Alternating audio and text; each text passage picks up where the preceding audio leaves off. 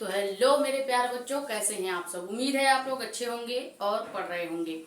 आज के इस वीडियो लेक्चर में हम क्या करने वाले हैं, फिजिक्स की क्लास लेने वाले हैं। क्योंकि हमने आपको पहले ही बता दिया कि सप्ताह में शुरू के जो 4 दिन हैं, गुरुवार तक वहां तक आपकी केमिस्ट्री की क्लासेस होंगी और बाकी का जो 3 दिन है यानी कि संडे को भी मिलाकर आपके फिजिक्स की क्लास होगी।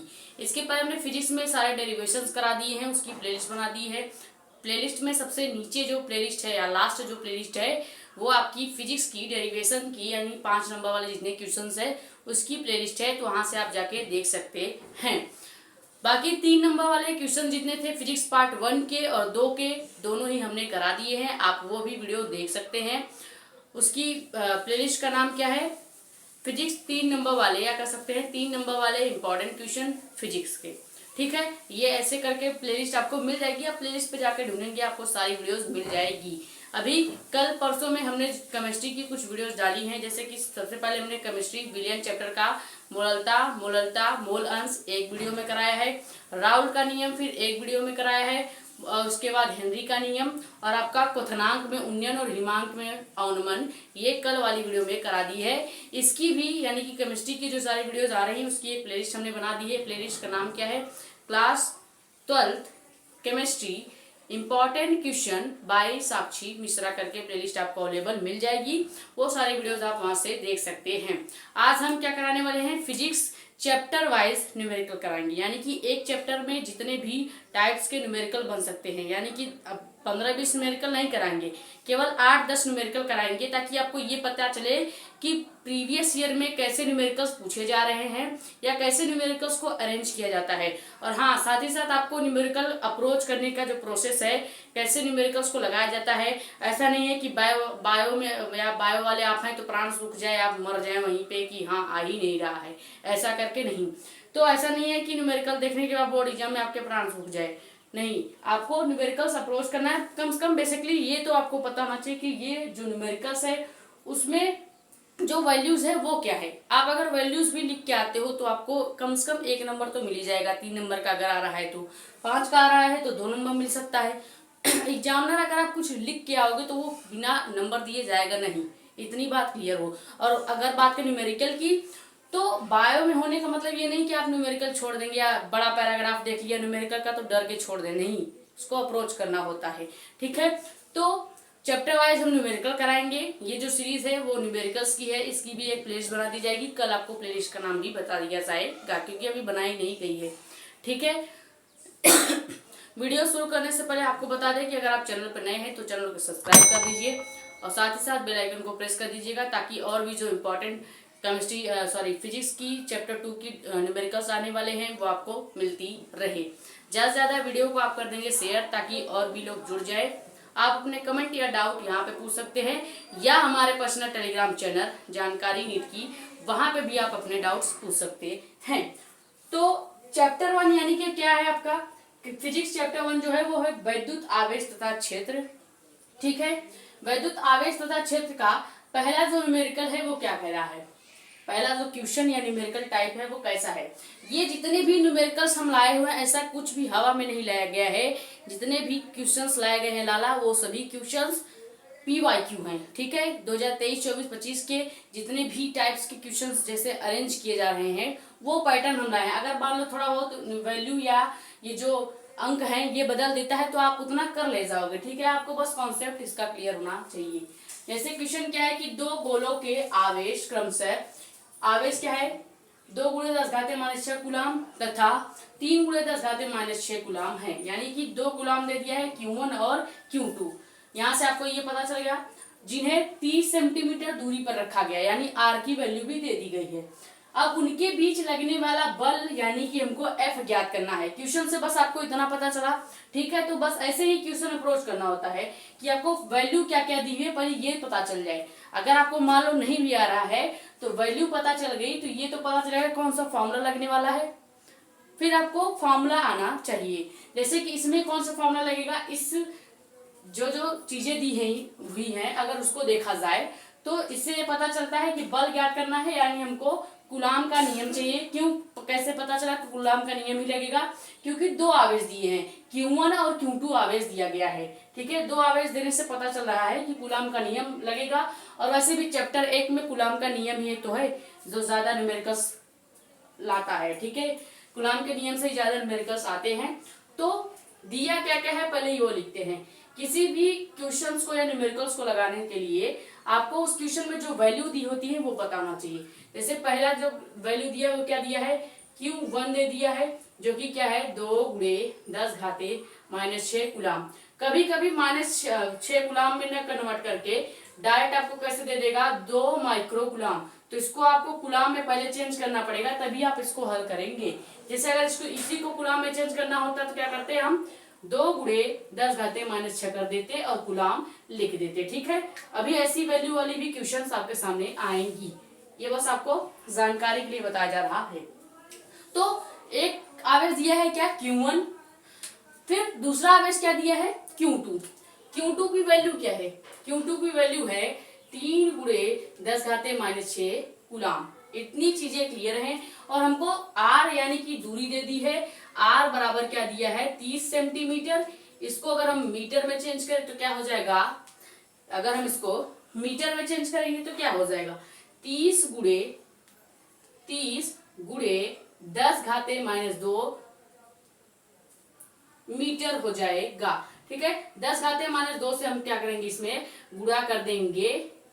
क्योंकि हम क्या करते हैं, देखो सेंटीमीटर में बदलने के लिए 100 से भाग देंगे, और जब भाग देने पर देखेंगे तो उसको जब इस वैल्यू में लिखना होगा, हमें 10 घाते -2 में लिखना होगा, तो हम इसी जो 100 था उसी का गुणा कर देंगे 10 घाते -2 लिखकर।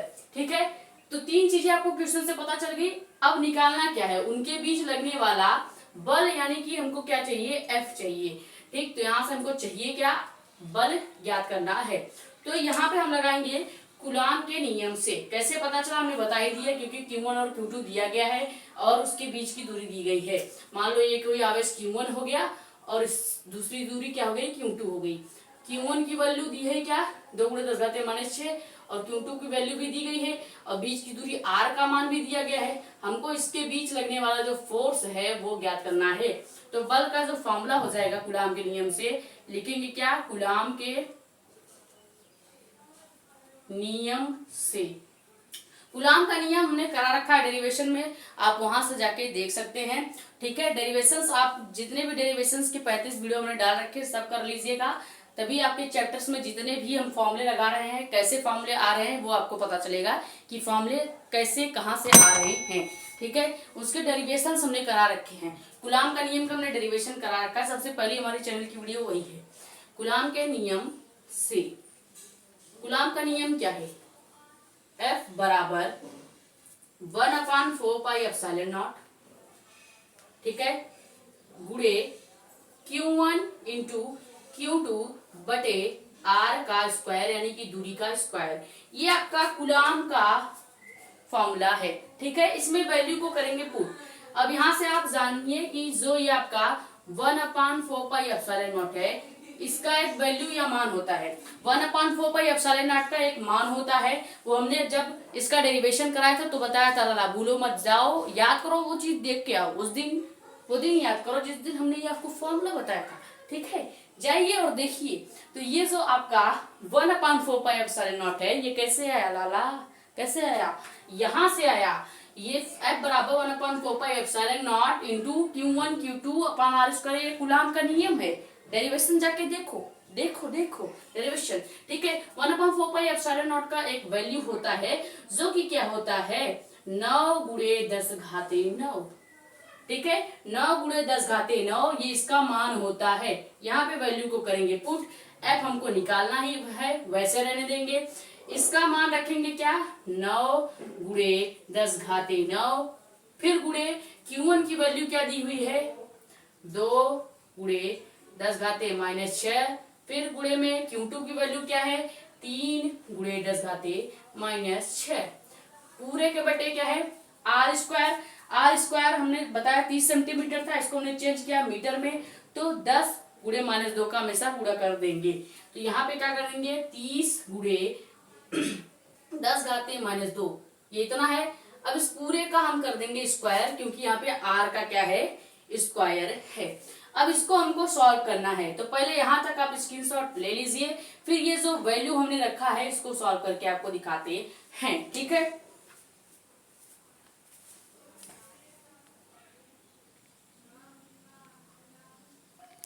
तो ये हमारी वैल्यू नीचे आई थी, अब इसको सॉल्व करते हैं। तो क्या हो जाएगा आपका f बराबर, ये अभी हम वैसे ही रहने देंगे, कोई छिड़कानी नहीं करेंगे, यानी 9 गुणे 10 घाते माइनस 6 वैसे ही रहेगा।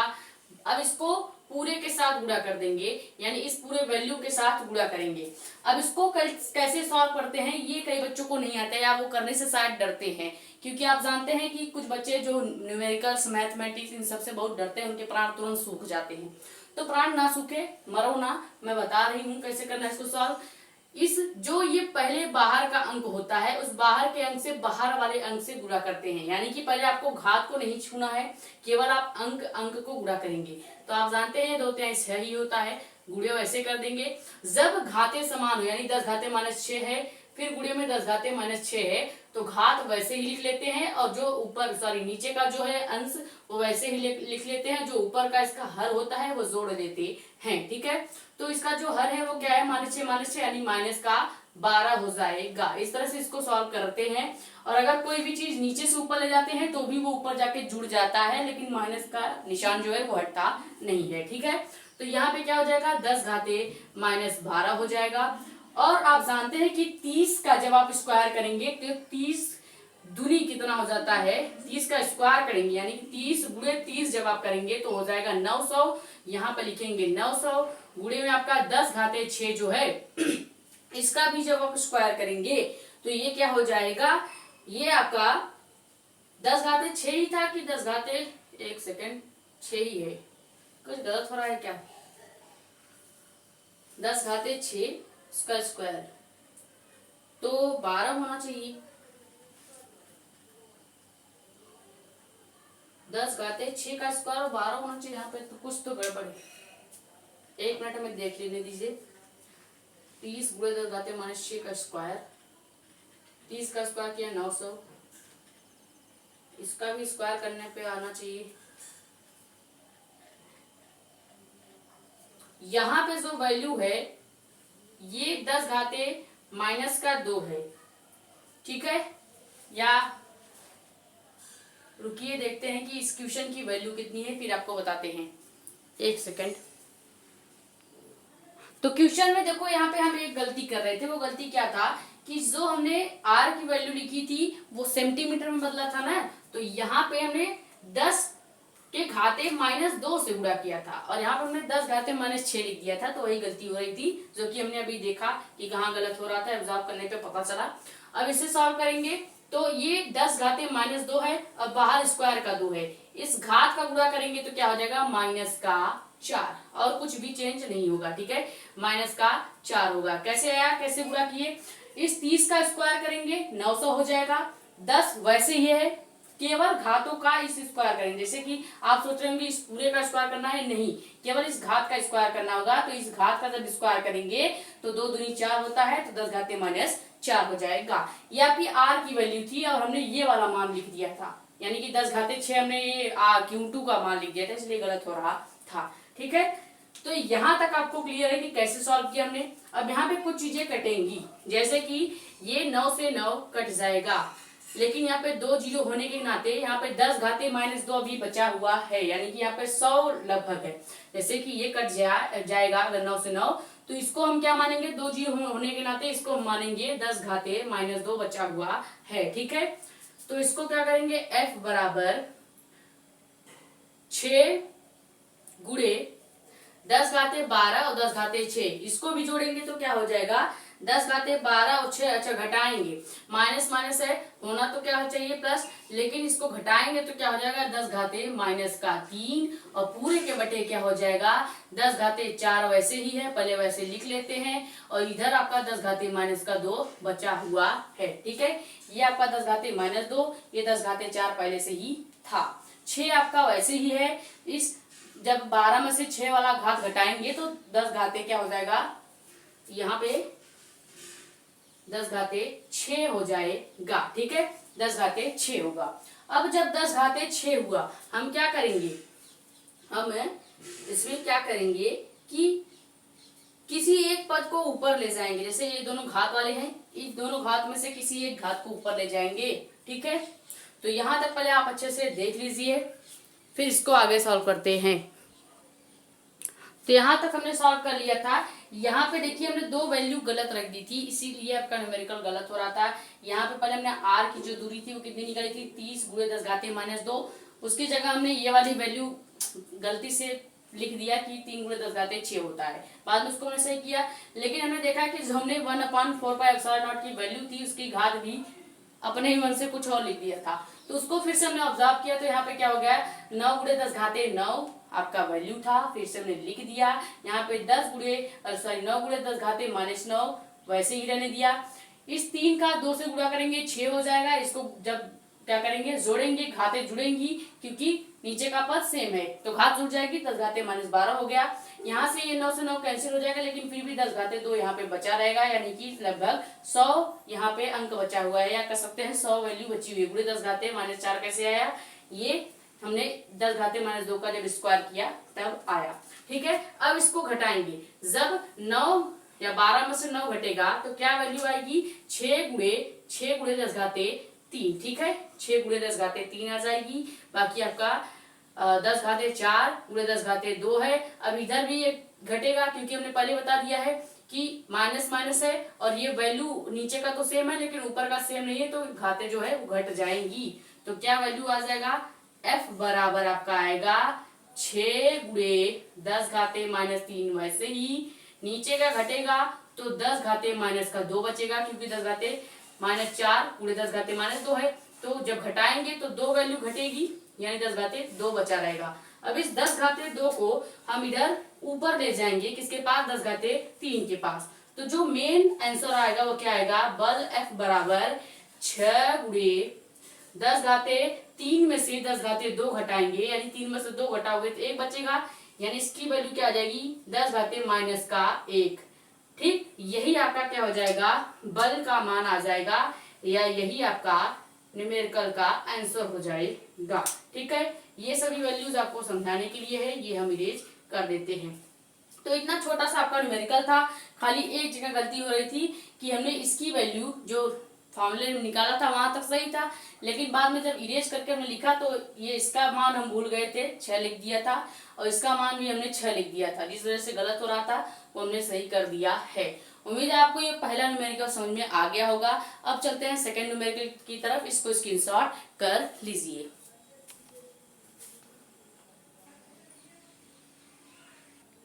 तो अब देखते हैं आपका सेकेंड क्वेश्चन क्या है।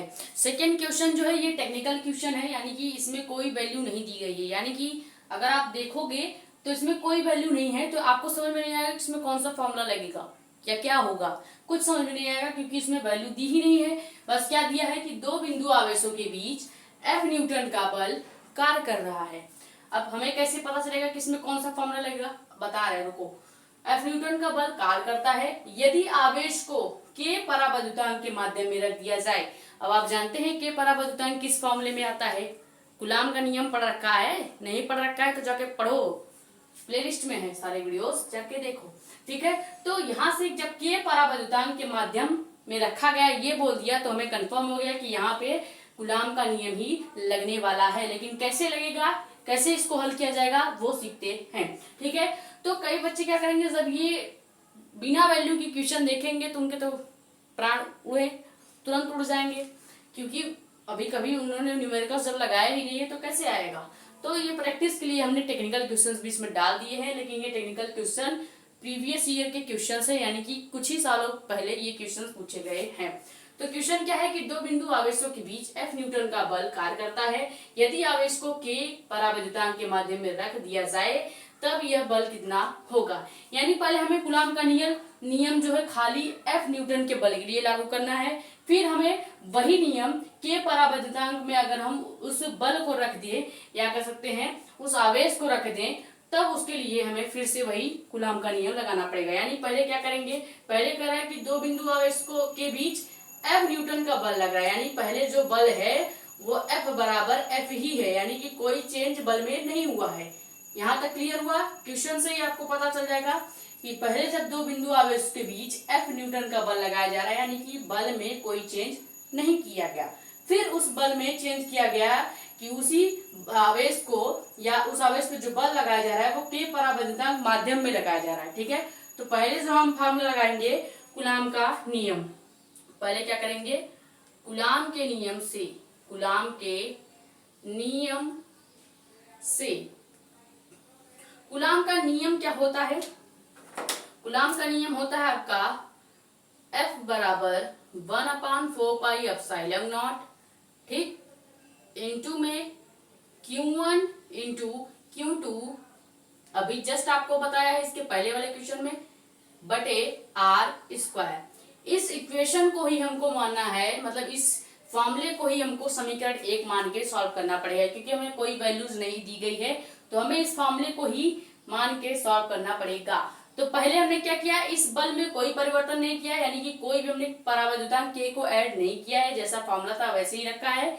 कूलाम के पहले फॉर्मूले को ही या कूलाम के ही फॉर्मूले को हम बिना कोई चेंज करे पहला इक्वेशन मान लेंगे, क्योंकि बल में कोई चेंज नहीं किया है, यानी बल पहले जैसे था अभी भी वैसे है। अब क्या किया जा रहा है कि माध्यम को हम बदल दे रहे हैं, यानी जो ये दोनों आवेश थे, अब इन दोनों आवेशों को हम K परावैद्युतांक माध्यम में रख रहे हैं। तो क्या लिखेंगे? एक मिनट। यदि आवेश को K परावैद्युतांक में रखा जाएगा तो आपको थोड़ा सा यहाँ पे चेंज करना पड़ेगा इस फॉर्मूले में, ठीक है, तो हमारा सेकंड इक्वेशन बन जाएगा। तो क्या करेंगे? सबसे पहले लिखेंगे कि यदि माध्यम क्या हो, यदि जो माध्यम दिया गया है या यदि आवेश को K परावैद्युतांक में रखा गया हो, तो ये फॉर्मूला कैसे चेंज होगा ये देखते हैं। ठीक है, अब इस फॉर्मूले में थोड़ा सा आपको चेंज करना पड़ेगा। तो क्या चेंज करेंगे? पहले तो लिख देंगे F को F डैश, ठीक है, क्योंकि हम क्या कर रहे हैं, अब दूसरा केस ले रहे हैं कि जब माध्यम क्या हो, परावैद्युतांक यानी कि K हो, तो ये बल जो है चेंज हो जाएगा। पहले हमारा बल क्या था? F बराबर F ही था, यानी कि बल में कोई चेंज नहीं था, लेकिन अब इस बल में हमने माध्यम को चेंज कर दिया है, तो कि F डैश बराबर क्या हो जाएगा आपका 1/4πε0। तो नॉट तक तो सेम ही होगा, लेकिन अब यहाँ पे हमें माध्यम परावैद्युतांक K का गुणा करना पड़ेगा, यही आपको बस चेंज करना है। बाकी आपका फॉर्मूला सेम रहेगा, Q1 Q2 बटे R² आपका सेम रहेगा, कोई चेंज नहीं होगा। ठीक है, अब इसको हम क्या कर लेंगे? इक्वेशन 2 मान लेते हैं। ठीक है, इक्वेशन 2 मान लेते हैं, लेकिन अभी हम इसको थोड़ा सा अरेंज करेंगे। जब अरेंज करेंगे तो क्या होगा? इस 1/4πε0 का गुणा हम किसके साथ कर देंगे? Q1 Q2 बटे R² के साथ कर देंगे, तो क्या हो जाएगा? F dash is equal to 1/4πε0 का गुणा जब इधर कर देंगे तो ये ब्रैकेट में हो जाएगा। पहले इसका गुणा कर लेते हैं, 1/4πε0 इधर ले आए हैं, इस वैल्यू को हम किधर ले आएंगे? इसके पास, इस 1/4πε0 को इसके पास ले आएंगे, गुणे में आपका Q1 Q2 बटे R² हो जाएगा, और इधर आपका क्या हो जाएगा? K खाली बच रहा है तो उसके लिखेंगे 1/K। ठीक है, इसको आप समीकरण 2 मान सकते हो। ठीक है, इसको आप इक्वेशन 2 मत मानिए, इसको जो अरेंज करके बनाए हैं इसको इक्वेशन 2 मान लेंगे। अब समीकरण 1 से समीकरण 2 में कुछ चीज आपको सेम दिख रही होगी कि 1/4πε0 Q1 Q2 अपन R², ये समीकरण 1 की वैल्यू है, यानी F की वैल्यू है, यानी इस पूरे मान की जगह हम F ले सकते हैं। ठीक है, यहाँ तक पहले आपको दिख रहा है कि नहीं? इस पर पूरे मान के जगह हम क्या ले सकते हैं? F ले सकते हैं। तो इसको हम इधर साइड में सॉल्व करते हैं, तो यहाँ तक तो मान सेम है, लेकिन जो ये मान आया है 1/4πε0 Q1 इंटू Q2 अपन R², ये समीकरण 1 का मान है, यानी F का मान है। तो यहाँ पे क्या हो जाएगा? इधर लिखेंगे तो हो जाएगा F डैश आपका वैसे ही रहेगा, 1/K भी वैसे ही रहेगा। इस पूरे वैल्यू की जगह हम किसका गुणा कर देंगे? F का गुणा कर देंगे। यहाँ तक क्लियर है? अब इसी को और अरेंज कर देंगे तो क्या हमारा जो बल है वो कितना निकल जाएगा? बल निकलेगा F dash is equal to F/K।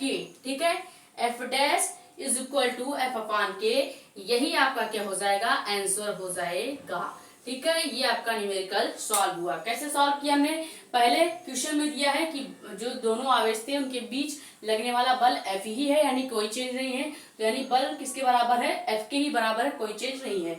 तो इसमें भी हम कुछ चेंज नहीं करेंगे, जो कूलॉम का फॉर्मूला है उसमें भी कोई चेंज नहीं करेंगे, वैसे ही रखेंगे, उसको इक्वेशन फर्स्ट मान लेंगे। फिर हम क्या करेंगे कि जब जो आवेश जो है उसको अगर के परावर्तकांक में रखेंगे तो इस फॉर्मूले में थोड़ा सा चेंज करेंगे, क्योंकि हमने पहले ही एफ निकाल चुका है, तो एफ नहीं निकालेंगे, अब क्या निकालेंगे, एफ डैश। तो यहाँ पे एफ डैश बराबर 1/4 तक तो सेम ही है, आपको भी समझ में आ रहा है। अब यहाँ पे के परावर्तकांक का गुणा कर देंगे, ये भी आपका कूलॉम का ही फॉर्मूला होता है, लेकिन जब परावर्तकांक के दिया होता है तब ये फॉर्मूला लगाते हैं। आपको समझाया था, डेरिवेशन में करा रखा है, जाके देख लीजिए, ये आपका फॉर्मूला सेम ही है। इसको जब अरेंज करेंगे, यानी कि 1/4 का गुणा उसके साथ अगर कर देंगे, क्यों करेंगे, ताकि ये जो एफ की वैल्यू है ये रख सकें। तो यहाँ पे एफ की वैल्यू रख देंगे, यानी कि यहाँ तक तो सेम है, हमने एफ का गुणा कर दिया क्योंकि ये मान ही एफ का है। फिर इसको अरेंज करेंगे तो एफ डैश, और एक की जगह हम क्या लिख देंगे, इस एफ को लिख देंगे। ये आपका सेकंड नंबर न्यूमेरिकल सॉल्व हुआ। ये न्यूमेरिकल को थोड़ा सा हार्ड लगेगा, बट उतना भी नहीं है, क्योंकि इसमें आपको वैल्यू नहीं दी गई है, तो आप इसको लगाने में थोड़ा सा हिचकिचाएंगे या डरेंगे। हाँ, कईयों के तो प्राण भी सूख सकते हैं। ठीक है, तो प्राण मत सुखवाओ, इसको स्क्रीनशॉट कर लो। क्वेश्चन नंबर 3 देखते हैं।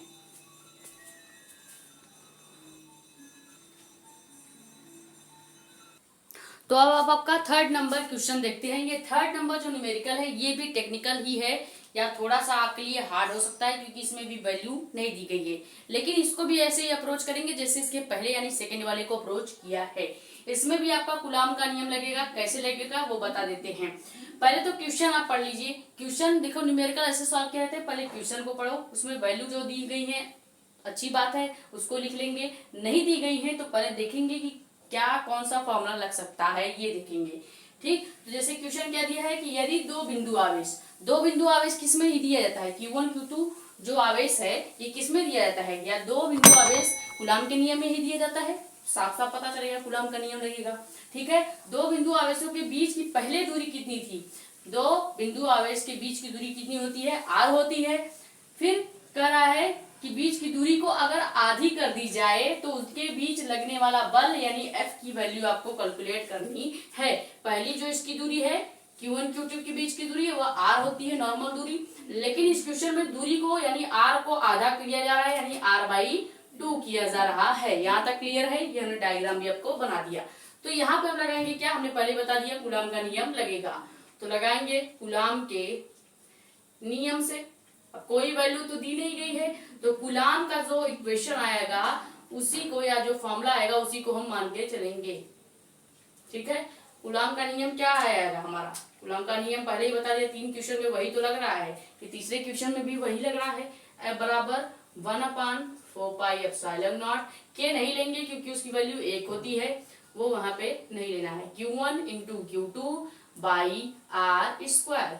ठीक है, हमको कोई वैल्यू दी नहीं गई है, तो जब कोई भी फॉर्मूले में या कह सकते हैं कोई क्वेश्चन में वैल्यू नहीं दी गई हो तो जो हमें फॉर्मूला लगाया जाएगा उसी फॉर्मूले को इक्वेशन मान के हल करते हैं। तो इसको मान लेंगे इक्वेशन नंबर 1। ठीक है, अब क्या करेंगे, लिखेंगे कि यदि जो दूरी है वो आधी कर दी जाए, तो लिखेंगे क्या कि यदि दूरी r जो है, दूरी r आधी कर दी जाए, आधी कर दी जाए। हम अपने मन से आधी नहीं कर रहे हैं, क्वेश्चन में ये दिया गया है कि दोनों आवेशों के बीच लगने वाली दूरी फिर आधी की जा रही है, यानी पहले दूरी में कोई अंतर नहीं किया गया, यानी r² ही रहेगा, लेकिन अब दूरी में चेंज किया जा रहा है, तो यही कूलॉम के नियम में थोड़ा सा चेंज होगा। तो क्या हो जाएगा, ये पहली बात तो f डैश हो जाएगा, क्योंकि हमने पहले एक बार f निकाल दिया है, अब f नहीं निकाल सकते, f डैश निकालेंगे, बराबर आपका 1/4πε0। वैसे ही Q1 × Q2 भी सेम रहेगा, लेकिन हम दूरी को आधी कर रहे हैं,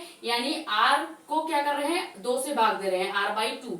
तो यहाँ पे किसका स्क्वायर होगा, इस बार r का स्क्वायर न करके r/2 का स्क्वायर करेंगे, यही थोड़ा सा आपको चेंज करना है। लेकिन अभी इसको इक्वेशन नंबर 2 नहीं मानेंगे, इसको थोड़ा सा अरेंज करेंगे, तो क्या हो जाएगा आपकी ये वैल्यू। ठीक है, यहाँ पे क्या चेंज करना है आपको, यहाँ पे जो वैल्यू हो जाएगी वो हो जाएगा एफ डैश। ठीक है, थोड़ा सा इसको अरेंज करेंगे, यानी इस 1/4π0 का गुणा इसके साथ करेंगे, लेकिन पहले इस स्क्वायर को सॉल्व करने के बाद क्या होगा, 1/4π0 वही अभी रखेंगे, Q1 Q2 भी वही रखेंगे। अब इस r का क्या हो जाएगा, स्क्वायर करेंगे तो हो जाएगा आर स्क्वायर, 2 का स्क्वायर करेंगे तो हो जाएगा 4। यहाँ तक आपको क्लियर होना चाहिए। ठीक है, यहाँ तक आपको कोई दिक्कत नहीं होनी चाहिए, क्योंकि हमने कुछ भी अंतर नहीं किया है, केवल इस r का स्क्वायर किया है तो हो जाएगा आर स्क्वायर, 2 का स्क्वायर किया है तो हो जाएगा 4। ठीक है, तो यहाँ पे आर स्क्वायर अपान 4 हो गया है। यहाँ तक क्लियर है। अब इसको थोड़ा सा हम क्या करेंगे और अरेंज करेंगे, तो क्या हो जाएगा, इधर साइड देख लेते हैं। जब इसको अरेंज करेंगे तो हो जाएगा आपका F dash is equal to ये 1/4π0 का गुणा इसके साथ कर देंगे, और जो आपका आर स्क्वायर है उसको वही रहने देंगे, 4 को इधर ले आएंगे। कैसे करना है, एफ डैश वैसे ही रखा, बराबर में हम लिखेंगे क्या, 4 को सबसे पहले इस 4 का गुणा एकदम आगे कर देना है, किसके 1/4π के भी आगे करना है, तो यहाँ पे क्या हो जाएगा 4। ठीक है, अब गुणे में ये जो 1/4π0 है इसका गुणा हम कर देंगे इस पूरी वैल्यू के साथ, यानी कि 1/4π0 into Q1 Q2 upon R square आपका वैसे ही है। ऐसा हम क्यों कर रहे हैं, ताकि हम पहले समीकरण का मान यहाँ पे रख सके, जो कि क्या है एफ है, यानी कि ये वैल्यू क्या हो जाएगी 1/4π0 Q1 इंटू Q2 बटे आर स्क्वायर। यहाँ पे हम एफ रख सकते हैं, इसीलिए हमने इसको अरेंज किया, कुछ नहीं किया, बस जो नीचे का 4 था उसको ऊपर लाके गुणा कर देंगे, यानी सबसे आगे कर देंगे, इस 1/4π0 को इसके साथ गुणा कर देंगे, जो कि हमने इधर अरेंज कर दिया है, ताकि पहले इक्वेशन के साथ ये मैच कर जाए। तो ये इसको समीकरण 2 मान सकते हैं आप। ठीक है, अब समीकरण 2 में समीकरण 1 का मान रखेंगे तो क्या हो जाएगा, लिखेंगे समीकरण 2 में 1 का मान रखने पर तो रखिए मान, कुछ नहीं करना है, खाली इसकी जगह आपको f ले लेना है। ठीक है, क्योंकि ये पूरा f की ही वैल्यू है, तो f डैश आपका वैसे ही रहेगा, 4 भी वैसे रहेगा, गुणे में क्या हो जाएगा f। क्यों, क्योंकि ये मान f का है, हमने पहले ही यहाँ पे लिख रखा है इक्वेशन फर्स्ट में। तो यानी कि जो पूछा गया है क्या, कि दोनों आवेशों के बीच अगर दूरी आधी कर दी जाए तो 2 आवेशों के बीच लगने वाला बल क्या हो जाएगा, किसके या कर सकते हैं लगने वाला बल कितना होगा, ये पूछा जा रहा है ना। तो हम कहेंगे कि जब 2 आवेशों के बीच की दूरी को आधा कर दिया जाता है तो उनके बीच लगने वाला जो बल होता है वो 4 गुना हो जाता है, यानी एफ डैश बराबर क्या हो जाएगा, एफ डैश बराबर 4 इंटू एफ, यानी कि लगने वाला बल क्या हो जाएगा, यहाँ पर लिख भी देते हैं कि लगने वाला बल 4 गुना होगा। ये बहुत ही इंपॉर्टेंट क्वेश्चन है, ये बोर्ड एग्जाम में पूछा भी जाता है। कभी कभी इसमें थोड़ा सा चेंज करके यही क्वेश्चन पूछ लेंगे। अब ये क्वेश्चन 2 तरीके से पूछा जाता है, एक तो 3 या 5 नंबर में आ सकता है, कभी कभी 1 नंबर में कैसे पूछ लेगा या बहुविकल्पी में कैसे पूछ लेगा, कि कह देगा यदि 2 बिंदु आवेशों के बीच की दूरी आधी कर दी जाए तो उनके बीच लगने वाला बल कितना होगा, ये पूछ लेगा। ऑप्शन में ये दे देगा कि एफ डैश बराबर 4F या direct 4F 2F 3F 6F, ये ऐसे न्यूमेरिकल आपको नीट में भी देखने को मिलते हैं। ठीक है, तो ये नीट एग्जाम के लिए, बोर्ड एग्जाम के लिए बहुत ही इंपॉर्टेंट क्वेश्चन है। कुछ नहीं करना था, पहले हम क्या मानेंगे, एक डायग्राम बेस बनाएंगे इस क्वेश्चन को पढ़कर, फिर कूलाम का नियम लेंगे, क्योंकि हमको कोई भी वैल्यू नहीं दी गई है तो कूलाम के नियम को ही हम इक्वेशन फर्स्ट मान लेंगे। फिर क्या करेंगे कि दूरी आधी करनी है, यानी इस वाले भाग को थोड़ा सा चेंज करना है, वो क्या है आर, जो दूरी थी उसको आधी कर देंगे, उसका भी स्क्वायर करेंगे। तो कुछ भी चेंज इधर नहीं करना होगा, खाली आपको नीचे नीचे चेंज करना होगा।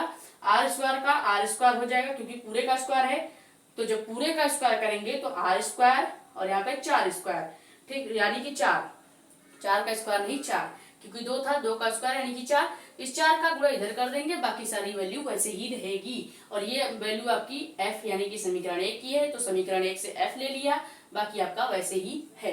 तो उम्मीद है आपको ये डेरिवेशन भी समझ में आएगा। थोड़ा सा टेक्निकल है, थोड़ा सा हार्ड है, बट उतना भी नहीं है, प्रैक्टिस से ही सब कुछ संभव है, समझे लाला। तो यहाँ तक स्क्रीनशॉट कर लीजिए क्वेश्चन नंबर 4 पे चलते हैं।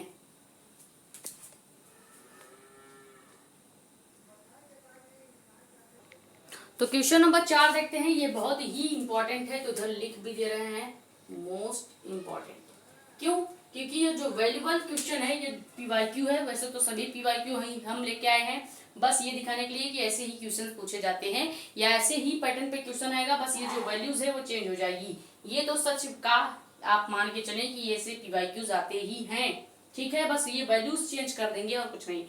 क्वेश्चन क्या है कि एक वैद्युत द्विध्रुव 10⁵ न्यूटन प्रति कूलाम के वैद्युत क्षेत्र में 30 डिग्री कोण यानी कि थीटा कोण पर रखा गया है और उस पर 6×10⁻24 न्यूटन पर मीटर का बल आघूर्ण यानी कि टाउ लग रहा है। तो वैद्युत द्विध्रुव आघूर्ण P का आपको वैल्यू ज्ञात करनी है। क्या निकालना? आपको P ज्ञात करना है, ठीक है। यहाँ पे ये पता चल गया कैसे P ज्ञात करना है। अब उनको भी पता चलेगा जो ये सारे डेरिवेशंस वगैरह पढ़ के आए हैं, ठीक है, कि वैद्युत द्विध्रुव आघूर्ण P होता है। अब यहाँ से जो जो वैल्यू दी गई है पहले वो लिख लेते हैं। अगर आप खाली वैल्यूज जो जो दी गई है वो ही लिख के छोड़ देंगे तब पर भी आपको 1 नंबर तो मिल ही जाएगा, बट हम नहीं कहेंगे कि आप ऐसा करें, ठीक है। तो यहाँ पे वैल्यू क्या क्या दी गई है? वैद्युत द्विध्रुव आघूर्ण E बराबर क्या दिया है? 10⁵ न्यूटन पर कूलाम, ठीक। फिर वैद्युत क्षेत्र में 30 डिग्री कोण पर रखा गया है यानी कि थीटा की वैल्यू कितनी दी गई है? 30 डिग्री। यहाँ तक क्लियर। फिर उस पर 6×10⁻24 न्यूटन पर कूलाम का बल आघूर्ण यानी कि टाउ लग रहा है, जो कि कितनी है? 6×10⁻24 न्यूटन पर कूलाम, ठीक है। इस सब में कोई चेंज नहीं करना है। न्यूटन पर मीटर है तो न्यूटन पर मीटर ही रहने देंगे, क्योंकि हमें ऐसी ही वैल्यू का मान रख लेना है, इसमें कोई चेंज नहीं करना है, ठीक है। और क्या दिया है? और हमें कुछ नहीं दिया है, इतना ही 3 ही वैल्यू आपको दी गई है और आपसे वैद्युत द्विध्रुव आघूर्ण P का मान पूछा जा रहा है। तो हमने आपको एक फॉर्मूला कराया था एक समान वैद्युत द्विध्रुव पर लगने वाला बल आघूर्ण का, याद है? नहीं याद है तो याद करो, लाला हमने पढ़ाया था या बाबू ने पढ़ाया था वो चीज, ठीक है, आपको आना चाहिए। तो यहाँ पे क्या हो जाएगा? एक समान वैद्युत द्विध्रुव आघूर्ण पर लगने वाला जो फॉर्मूला है टाउ का, वो क्या होता है? Tau is equal to PE sin theta. ये फॉर्मूले हम अपने जेब से अपने मन से नहीं लिख रहे हैं, ठीक है। ये सबका डेरिवेशन हमने करा रखा है। कब से कर रहे हैं? जाके प्लेलिस्ट देख लीजिएगा एक बार, अगर आपको नहीं पता चला है कि फॉर्मूले कहाँ से आ रहे हैं, ठीक है। ये एक समान वैद्युत क्षेत्र में लगने वाला द्विध्रुव आघूर्ण पर या लगने वाले बल आघूर्ण का फॉर्मूला है tau is equal to PE sin theta. E की वैल्यू दी ही गई है, P नहीं दिया गया है, P हमको ज्ञात करना है। तो इसी फॉर्मूले को थोड़ा सा अरेंज करेंगे, चूंकि हमको P चाहिए, तो P बराबर क्या हो जाएगा? टाउ अपान साइन थीटा। लेकिन ऐसे नहीं, साइन थीटा खाली नहीं रहेगा, E sin theta, E sin theta, ठीक है। ये आपका हमने इसी फॉर्मूले को अरेंज किया है। ये फॉर्मूला किसका है फिर से बता देते हैं। एक समान वैद्युत द्विध्रुव आघूर्ण पर या एक समान वैद्युत द्विध्रुव आघूर्ण का फॉर्मूला है, ठीक है। हमको चाहिए द्विध्रुव आघूर्ण यानी P की वैल्यू चाहिए, तो इसी फॉर्मूले को अरेंज करेंगे। P बराबर टाउ अपान E sin थीटा, क्योंकि हमें इन सबकी वैल्यू दी गई है, P की वैल्यू ज्ञात करनी है। अब यहाँ पे अगर मान रखें तो P is equal to tau की वैल्यू क्या दी गई है? 6×10⁻24 दी गई है, वैसे ही रखेंगे। E की वैल्यू क्या दी गई है? 10⁵5 गुणे, यहाँ पे गुणे साइन थीटा। साइन थीटा या साइन थीटा क्या है? थीटा की वैल्यू अगर रखेंगे साइन की जगह तो साइन 30 हो जाएगा। एक बार रख देते हैं साइन 30 डिग्री, ठीक है, साइन 30 डिग्री, केवल थीटा का मान रखा है। इसको अगर सॉल्व करेंगे तो क्या हो जाएगा? P बराबर, और थोड़ा नीचे लिखते हैं, P बराबर आपका हो जाएगा 6×10⁻24, वैसे ही यहाँ तक क्लियर है। और 10⁵5 भी अभी वैसे रहने देंगे, क्योंकि हम खाली अभी साइन का मान रखेंगे। साइन 30 डिग्री का मान कितना होता है आप कमेंट करके बताएंगे। हम बता देते हैं कि साइन 30 का मान होता है 1/2, तो यहाँ पर रखेंगे 1/2, ठीक है। अब ये जो 10⁵5 है प्लस का, ये ऊपर जाएगा तो माइनस का 10⁵5 हो जाएगा और इसके साथ गुणा हो जाएगा। तो यहाँ पे अगर 10⁻24 के साथ 10⁵5 का गुणा होगा, ये प्लस का 5 है, ऊपर जाएगा माइनस का 5 हो जाएगा। तो P यानी द्विध्रुव आघूर्ण P बराबर क्या हो जाएगा? 6 गुणे 10 घाते माइनस का 24 वैसे ही है। इसके साथ किसका और गुणा हो जाएगा, 10 घाते माइनस के 5 का। माइनस कैसे होगा, क्योंकि ये प्लस है, ऊपर जाएगा माइनस हो जाएगा, बटे में आपका 1/2 वैसे ही रहेगा। इसको करेंगे सॉल्व, तो घाते हमने बताया है कि जुड़ती है, लेकिन ये माइनस का निशान नहीं हटता है, तो घात जोड़ देंगे। यहाँ पे दिख नहीं रहा होगा, इधर कर देते हैं इसको आगे सॉल्व। तो क्या हो जाएगी, वैद्युत ध्रुव P बराबर हो जाएगा आपका 6 गुणे 10 घाते 24 5 29 होता है, तो माइनस का 29, घात जुड़ेगा लेकिन ये माइनस नहीं हटेगी, बटे आपका 1/2 वैसे ही रहेगा। इस 2 का जो है वो 6 के साथ गुणा कर देंगे, इस 2 का गुणा 6 के साथ करेंगे, तो जो मेन आंसर आएगा वो क्या आएगा, P बराबर 6 दूनी 12 गुणे 10 घाते माइनस 29 है। अब यहाँ से हम एक घात हटाएंगे यानी कि -28 करेंगे, तो यहाँ पे दशमलव लगा देंगे, तो P बराबर आएगा क्या, 1.2 इंटू 10⁻⁻28। ठीक है, 10⁻⁻28, ये आपका क्या हो जाएगा, द्विध्रुव आघूर्ण का मान आ जाएगा, या यही आपका आंसर हो जाएगा। ठीक है, आप चाहें तो इसको 12 गुणे 10 घाते 29 तक भी छोड़ सकते थे, हम एक स्टेप और बढ़ा दिए हैं अपने मन से। वो क्या हो जाएगा कि एक घात और घटा देंगे, तो यहाँ पे 1.2 इंटू 10⁻⁻28 हो जाएगा। तो आपको ये न्यूमेरिकल समझ में आ गया होगा, उम्मीद है ज्यादा कठिन नहीं थी, बस ये वैल्यूज क्वेश्चन से लिया। टाउ का फॉर्मूला आपको पता होना चाहिए, वो लगाया। पी हमको चाहिए था द्विध्रुव आघूर्ण, तो लगने वाले बल या द्विध्रुव आघूर्ण की जो गणना है वो ये आपकी आ जाएगी। ये आपको सॉल्व करना बता ही दिया, तो ये स्क्रीनशॉट कर लीजिए। फिर क्वेश्चन नंबर 5 पे चलते हैं। ठीक है, स्क्रीनशॉट कर लीजिए। तो क्वेश्चन नंबर 5 देखते हैं। ये क्वेश्चन बहुत ही ज्यादा डिफिकल्ट लगता है, क्योंकि इसमें जो वेक्टर का गुणा करना पड़ता है या सदिशों का गुणा करना पड़ता है, इसलिए ये 11th में अगर आपने पढ़ा होता तो आपको ये कठिन नहीं लगता, लेकिन आपने तो पढ़ा होगा नहीं भाई, यूपी बोर्ड वाले हैं, मस्ती तो करेंगे ही। ठीक है, तो हम आपको समझा देंगे कि कैसे इसको सॉल्व करना है। थोड़ा सा आपको इसको जो सॉल्व करने का तरीका है वो सीखना पड़ेगा। क्या इसमें करना होता है, सबसे पहले क्वेश्चन क्या दिया गया है कि एक समान वैद्युत क्षेत्र E बराबर 2I cap plus 3J cap minus 4K cap volt meter एक पृष्ठ के क्षेत्र A बराबर -4K में गुजरने या मीटर पर स्क्वायर से गुजरने वाले फ्लक्स की गणना कीजिए। और हमने फ्लक्स का डेरिवेशन करा रखा है, आप जाके देख लीजिएगा, या फिर कहेंगे कि फॉर्मूला कहाँ से ला रहे हैं। ठीक है, तो पहले क्वेश्चन में दिया क्या गया है, वैद्युत क्षेत्र E का मान दिया गया है 2I cap plus 3J cap minus 4K cap. Cap मतलब क्या होता है आपको अभी समझाते हैं, पहले लिख लेते हैं। फिर वैद्युत क्षेत्र या पृष्ठ के क्षेत्रफल A का मान भी दिया गया है सिर्फ 4K कैप। ठीक है, तो यहीं पे बस कंफ्यूजन होता है कि ये जो दूसरी वैल्यू होती है उसका गुणा सबके साथ करना पड़ता है या खाली बस उसी के साथ करना पड़ता है जो इसकी वैल्यू, जैसे K है तो K के साथ ही गुणा होगा या I J के साथ भी गुणा होगा। ये बस कंफ्यूज करता है बच्चों को, इसलिए वो इसे सॉल्व करने से डरते हैं। बट ये अगर आपने देख लिया तो बहुत ही सिंपल आपको लगेगा। सबसे पहले जानते हैं कैप क्या होता है। कैप क्या होता है, जैसे कि किसी भी लेटर पे ऐसे लिखा है जैसे KIJ, 3 ही लेटर इसमें आपको देखने को मिलते हैं, तो इसके ऊपर अगर इस तरह से लिख दिया जाए तो ये क्या हो जाएगा, K cap I cap J cap. नहीं समझा, टिल्लू भाई समझाएंगे। ये आपका कौन हो गया, टिल्लू, या कह सकते हैं लाला हो गया। अब ये लाला भाई या टिल्लू भाई बहुत ही धूप में जा रहे थे मिलने अपने किससे, टिल्लुआन से, लेकिन अब सूरज ज्यादा निकले थे, उन्होंने अपना प्रकोप फैलाया और उसको बहुत तेज धूप लगी थी, इसने क्या की, एक टोपी लगा ली। लेकिन देखा जाए तो भाई ये जो टिल्लू भाई था इनका टोपी बहुत फैशनेबल था। वो क्या था कि ऐसा इनका टोपी था। वैसे तो टोपी कैसी होती है, वैसे तो एक मिनट, वैसे तो टोपी ऐसी होती है, लेकिन इनका टोपी बड़ा फैशनेबल था। आप देखें कि इनकी टोपी ऐसी है तो हम क्या कहेंगे, टिल्लू भाई ने लगाई टोपी, यानी कि टिल्लू कैप।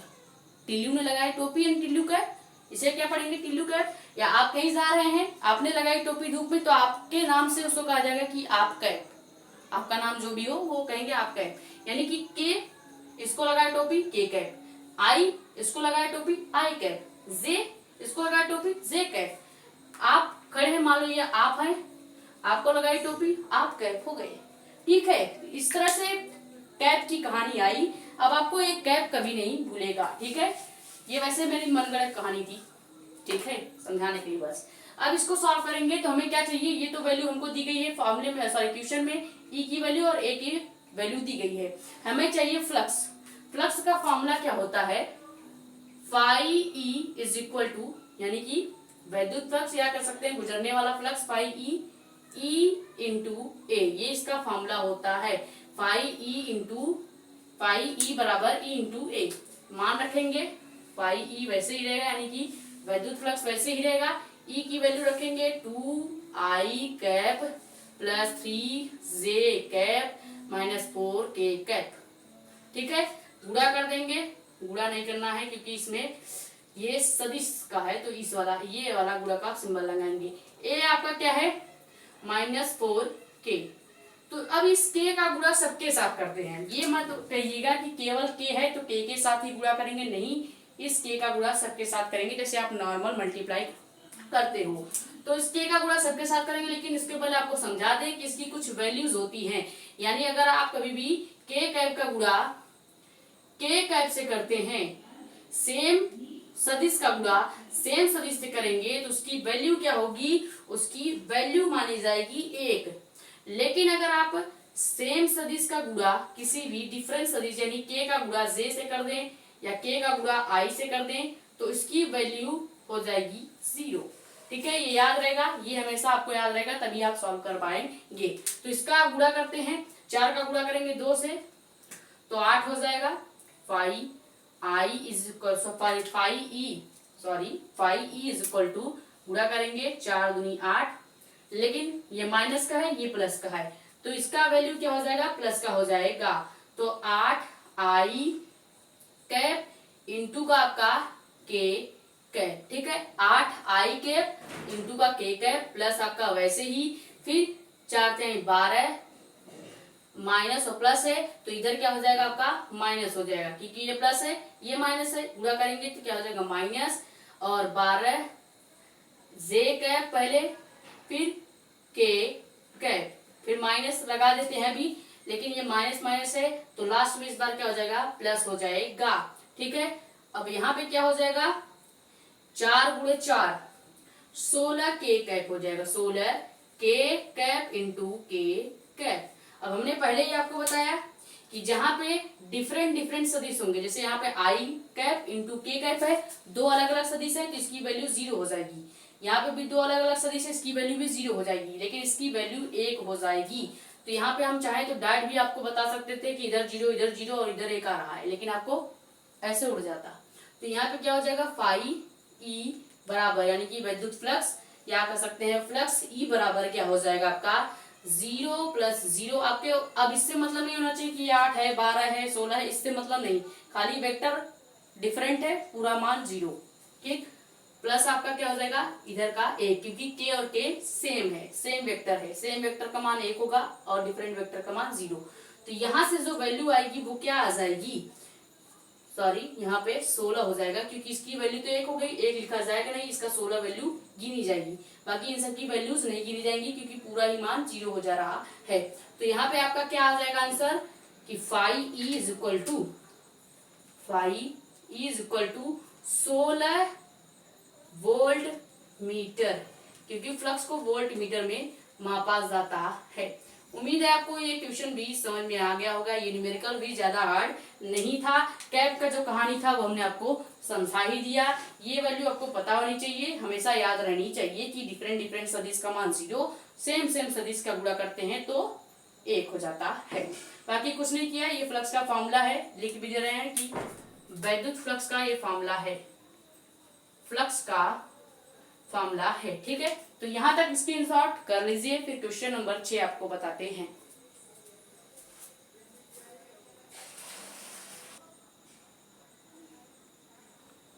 तो क्वेश्चन नंबर 6 आपका देखते हैं, जो कि क्या है कि एक अनंत लंबाई के एक समान रूप से आवेशित सीधे तार का रेखीय आवेश घनत्व, रेखीय आवेश घनत्व लेमडा का भी हमने डेरिवेशन करा रखा है, तो वहां से जाके आप देख लेंगे।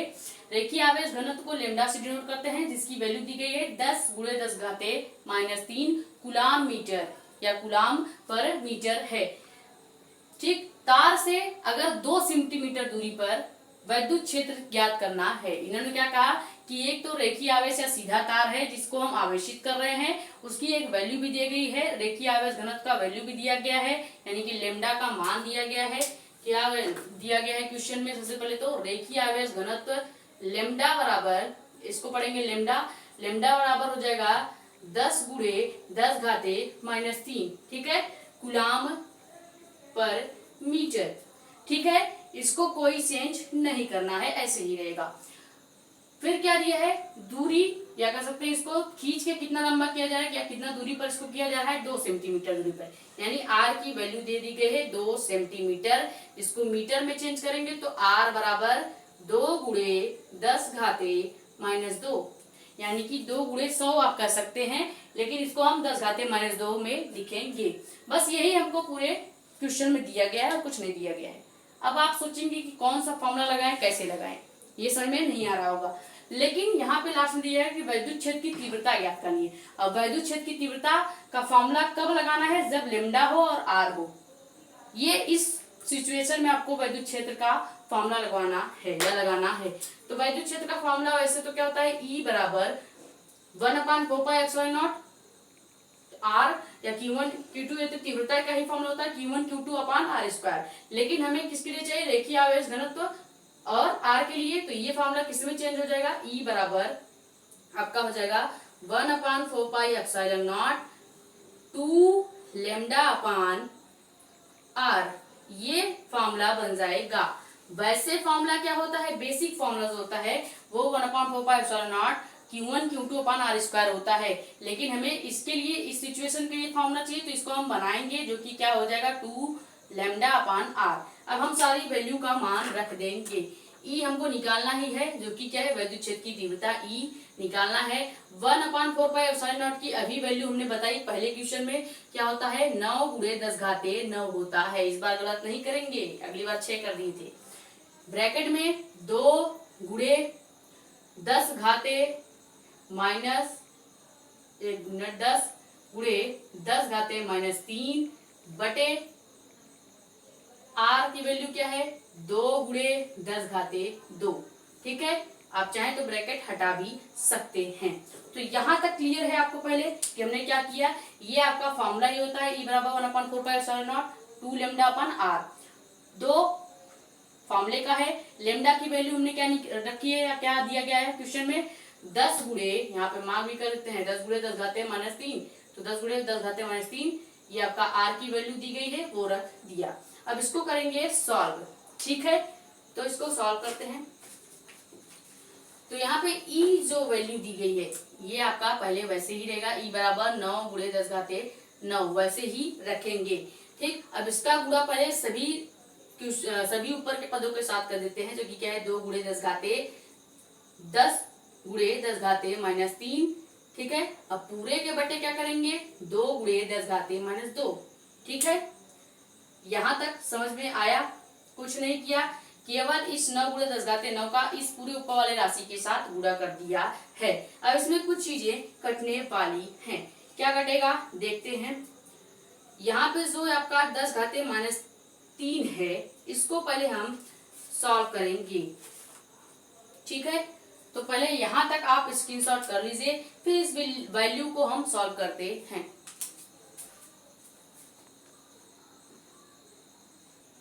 तो इसको आप सॉल्व करेंगे तो क्या हो जाएगा?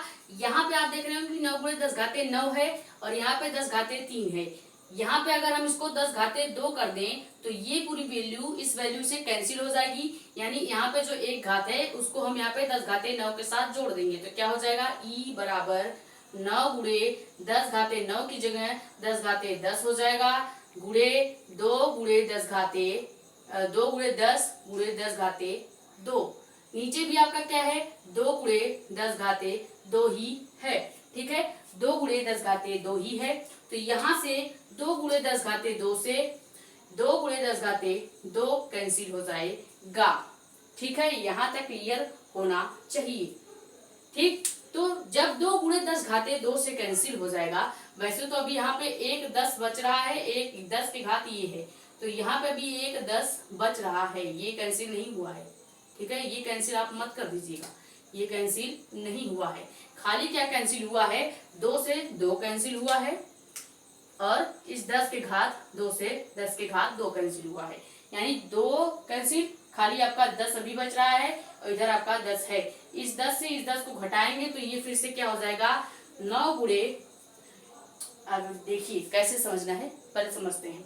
यहाँ पे हमने क्या किया, 2 गुणे 10 घाते 2 है, 2 गुणे 10 घाते 3 है।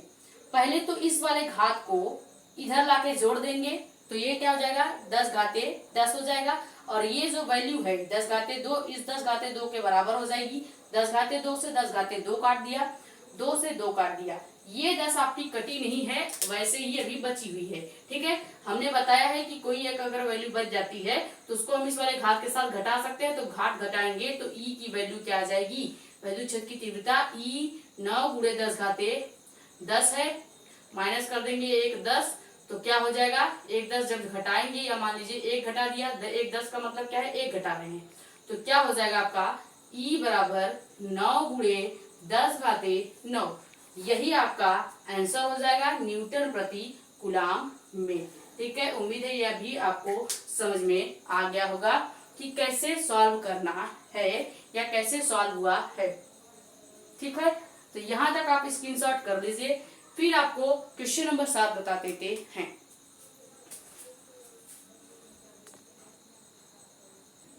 तो क्वेश्चन नंबर 7 आपका क्या है, ये बहुत ही इंपॉर्टेंट क्वेश्चन है। क्या है कि 2 कूलाम का एक आवेश या 2 माइक्रो कूलाम का एक आवेश 12 सेंटीमीटर भुजा के एक घन के केंद्र में रखा गया है। तो सबसे पहले एक घन बना लेते हैं। ठीक है, एक घन बना लेते हैं।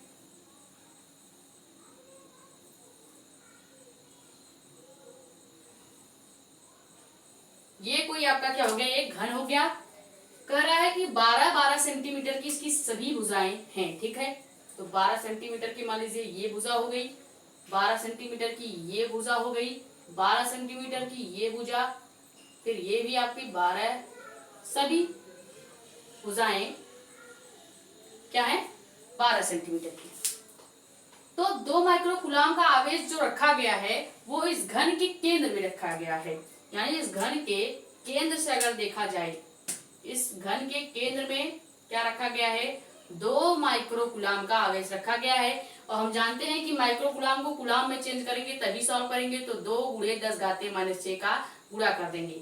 जब माइक्रो कूलाम होगा तो उसको कूलाम में चेंज करने के लिए 10 के घाते -6 से गुणा कर देते हैं, तो ये आपका कूलाम में चेंज हो गया। अब ये जो आपको घन की सभी भुजाएं दिख रही होंगी, जैसे ये मान लीजिए कोई एक घन है।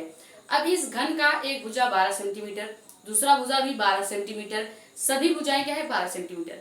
ठीक है, तो इसकी 6 फलके हैं, तो 6 फलक होने के नाते जब हम विद्युत फ्लक्स की कुल विद्युत फ्लक्स का मान निकालेंगे तो 1 गुणे 6 से 1/6 से पूरा कर देंगे। ठीक है, तो हमें निकालना क्या है, पहले तो एक घन है, उसकी सभी भुजाएं 12 सेंटीमीटर है, उसके केंद्र से 2 माइक्रो कूलाम का आवेश निकल रहा है जिसको हम कूलाम में चेंज करेंगे। अब हमको निकालना क्या है कि घन के पृष्ठ से निर्गत कुल विद्युत फ्लक्स। कुल विद्युत फ्लक्स का फॉर्मूला हमने गॉस के प्रमेय से आपको बताया है। गॉस का प्रमेय क्या होता है, फाई ई बराबर क्यू अपान एप्सिलॉन नॉट होता है। ठीक, ये गॉस के प्रमेय का फॉर्मूला है, गॉस के प्रमेय से ये हमने आपको बताया है, ये गॉस के प्रमेय का फॉर्मूला है। अब क्यू की वैल्यू ये दी गई है, लेकिन एप्सिलॉन नॉट का एक मान होता है, क्या होता है 8.85 गुणे 10 घाते -12, ये एप्सिलॉन नॉट का मान होता है। अब यहाँ पर रखेंगे तो फाई ई यानी कुल विद्युत फ्लक्स बराबर क्यू का मान 2 गुणे 10 घाते -6, और ये क्या है 8.85 गुणे 10 घाते -12। ठीक है, लेकिन अभी इतना नहीं करना है। हमने क्या कहा कि घन होने के नाते आपको इस फॉर्मूले में 1/6 यानी कि घन के 6 फलक से भाग देना पड़ेगा। तो इसी को क्या करेंगे, यहीं पे आप चाहे तो चेंज कर सकते थे इस फॉर्मूले को ही। यहाँ तक तो आपने समझ लिया। इसी फॉर्मूले को हम क्या कर सकते थे, या यहीं पे गुणा कर देंगे, 5e बराबर 1/6 और पूरे के गुणे में 1/6 है, फिर पूरे के गुणे में 2 गुणे 10 घाते 6 और ये आपकी वैल्यू जो थी 8.85 गुणे 10 घाते -12। कुछ नहीं किया है। इसी फॉर्मूले में आप चाहें तो यहीं पे गुणा कर सकते थे 1/6 थे 6 से, ठीक है, 1/6 से गुणा कर सकते थे। क्यों? क्योंकि हम घन के लिए ये फॉर्मूला लगा रहे हैं, तो 1/6 से गुणा कर देंगे, तो हर जगह 1/6 से गुणा कर देंगे। तो वही हमने किया। ये आपका पहले ऐसी वैल्यू रखी, फिर 1/6 का गुणा कर दिया। अब 2 से ये 6 काटेंगे, 3 आ जाएगा, इधर मान आ जाएगा 1, तो इधर क्या वैल्यू आ जाएगी, कुल फ्लक्स 5e बराबर आपका इधर 1 है, 1 गुणे 10 घाते 6 लिख सकते हैं, या चाहे आप 1 नहीं भी लिखिए, ठीक है।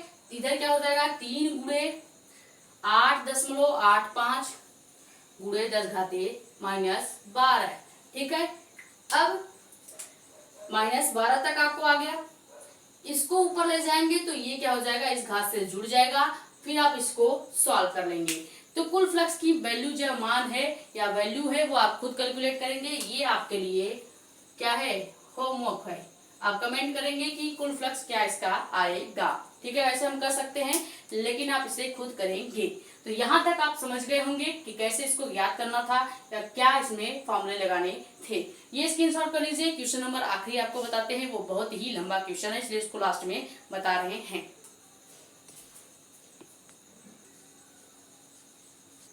तो क्वेश्चन नंबर 8वां क्या है कि 2 बिंदु आवेश, पहला क्या दिया है, एक बार Q1 आवेश दिया गया है प्लस 9e तथा Q2 आवेश दिया गया है प्लस e।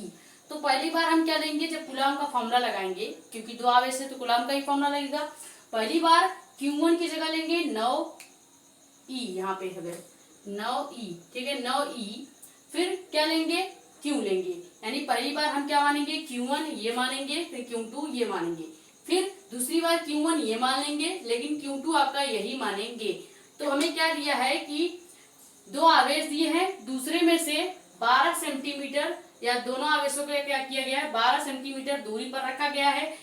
तो 12 सेंटीमीटर दूरी पूरी है, ये दूरी हम मान लेंगे 9e, यानी कि पहले कूलॉम से लेके दूसरे कूलॉम की बीच की दूरी x है, माना है।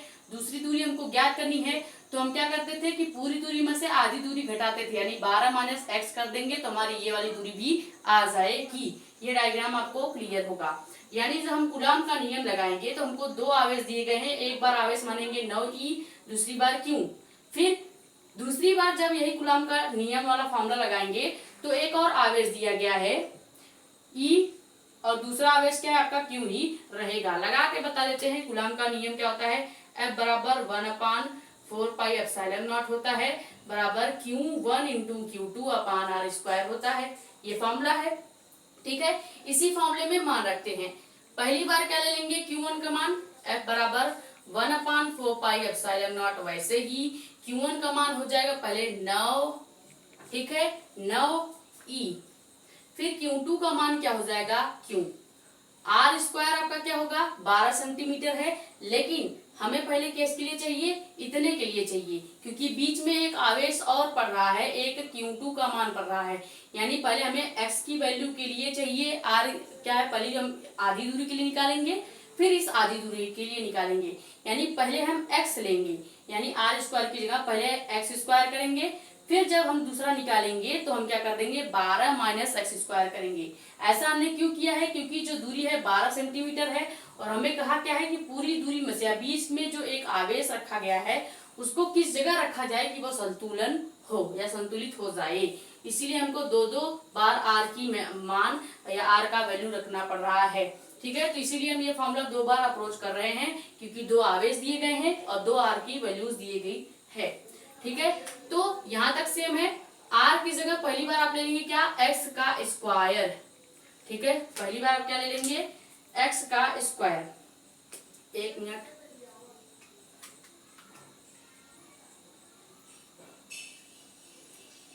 तो पहली बार आप लेंगे यहाँ पे x का स्क्वायर ले लेते हैं।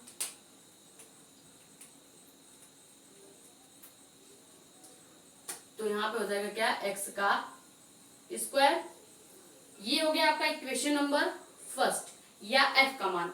अब क्या ले लेते हैं कि अगर संतुलन की अवस्था होगी, क्योंकि हमें कहा गया है कि इनके भी संतुलन की अवस्था कब होगी, तो अब संतुलन की अवस्था में जो हमारा सेकेंड आवेश दिया गया है, सेकेंड आवेश यानी Q1 का एक मान और दिया गया था E, इसको हम क्या मान लेंगे, अब Q1 मान लेंगे, इसको Q2 मान लेंगे। पहले हमने Q1 इसको माना, Q2 इसको माना और R इसको माना। अब हम Q1 इसको मानेंगे, Q2 इसको मानेंगे और R 12 माइनस x को मानेंगे। तो f डैश जो निकल के आएगा वो क्या निकल के आएगा, फॉर्मूला तो यही है 1/4 पाई एप्सिलॉन नॉट बराबर Q1 की जगह लेंगे इस बार E गुणे Q2 की जगह Q ही रहेगा, R स्क्वायर की जगह 12 माइनस एक्स का स्क्वायर कर देंगे और ये आपका इक्वेशन नंबर सेकंड निकल के आ जाएगा। यहाँ तक आपको समझ में आ गया होगा, यहाँ तक स्क्रीनशॉट कीजिए। फिर दोनों इक्वेशन को बराबर करते हैं, यानी इक्वेशन फर्स्ट को और सेकंड को बराबर करेंगे, फिर जो वैल्यू आएगी वही आपका आंसर होगा।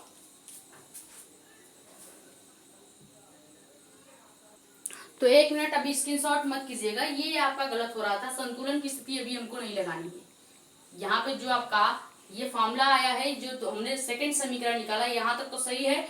पहले ये फॉर्मूला लेंगे कूलाम का बेसिक फॉर्मूला, उसमें हम पहली बार ये आवेश लेके मानेंगे और ये दूरी मानेंगे, फिर दूसरी बार ये आवेश और ये दूरी मानेंगे। अब हम क्या करेंगे, संतुलन की अवस्था करेंगे ताकि हम इन दोनों को बराबर कर सकें। तो बस ये हेडिंग आपको नहीं डालनी थी, संतुलन की अवस्था, वो हमने जल्दी बाजी में पहले ही डाल दिया। ठीक है, तो यहाँ तक आप स्क्रीनशॉट कर लीजिए। अब इसको इरेज कर देते हैं। अब हम क्या करेंगे, संतुलन की अवस्था में इसको बराबर करेंगे। तो यहाँ पे लिखते हैं कि संतुलन की अवस्था में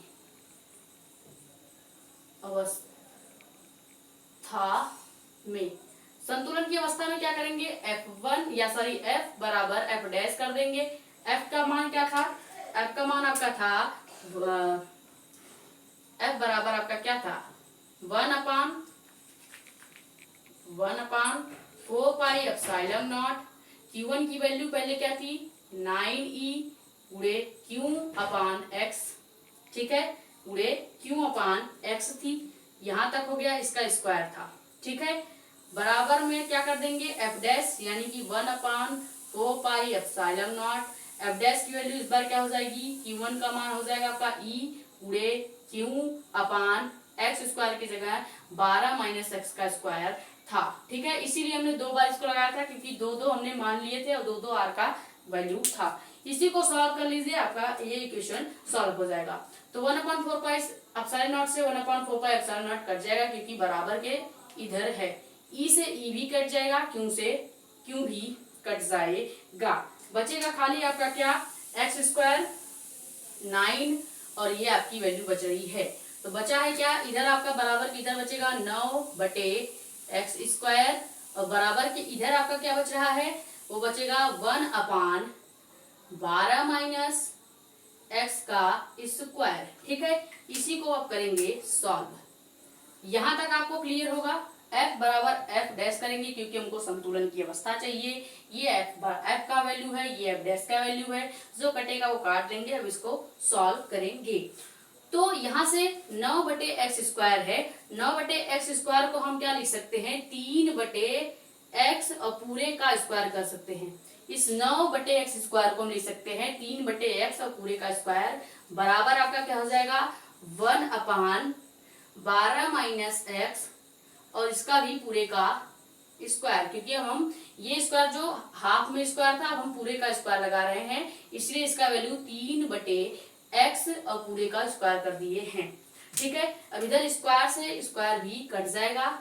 आपका जो बचेगा वो क्या होगा, बचेगा 3/x बराबर 1/12 माइनस एक्स। ठीक है, इसका करेंगे तिर्यक क्रॉस, ऐसे तिर्यक कर देंगे क्रॉस। तो 12 यानी कि 12 तिहाई 36 हो जाएगा। इधर आपका लिखते हैं तो क्या हो जाएगा 12 तिहाई 36 बराबर आपका क्या हो जाएगा उधर 3x, सॉरी यहाँ पे पूरा का गुणा करेंगे ना, एक बार 12 का गुणा करेंगे 3 से, एक बार x का गुणा करेंगे 3 से, तो इधर ही आपका 36 माइनस हो जाएगा 12 या सॉरी 3x, 36 माइनस 3x बराबर आपका क्या हो जाएगा x। इस x का गुणा करेंगे 1 के सामने तो 1 यहाँ पे x ही आ जाएगा। 12 का गुणा 3 से किए तो 36 माइनस आपका फॉर्मूले का है, फिर x का गुणा 3 से करेंगे 3x। ठीक है, यहाँ पे आपका x आखिरी वाला है जो हम 1 से साथ गुणा कर रहे हैं। इसको अरेंज करते हैं, कैसे इसको सॉल्व करना है। इसको सॉल्व करेंगे तो क्या होगा आपका 36 बराबर 3x माइनस x।